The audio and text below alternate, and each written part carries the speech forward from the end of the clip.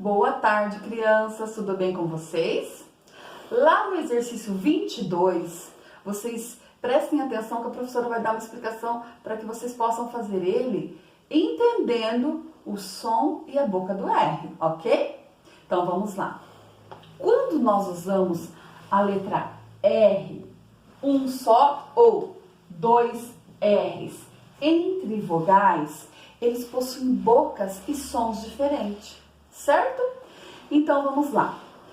Só que vocês têm que entender que é entre vogais, no meinho de duas vogais, certo? A letra R, ela possui um R só, ela possui esse som.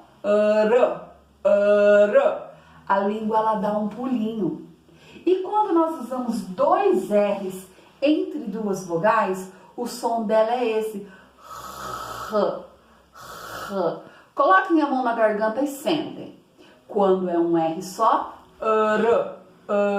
a língua pula. E quando são dois R's, a garganta treme. Vamos fazer o teste? Lá no exercício 22, nós temos 3 colunas de palavras. A primeira é borracha. Se a garganta treme, então 2 R's. Façam um teste aí. Borracha. A primeira palavra da segunda coluna. Caroço. Vocês perceberam que a língua deu aquele pulinho? Caroço. Então, um R só. A primeira palavra da terceira coluna. Carroça.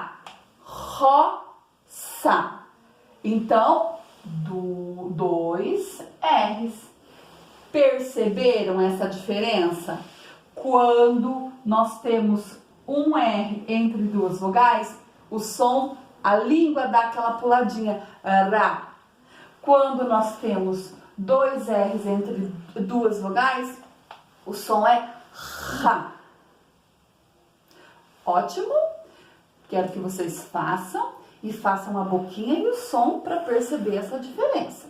Vão lá no exercício 22 e façam o teste. Aposto que todo mundo vai acertar. Um beijo bem grande para vocês.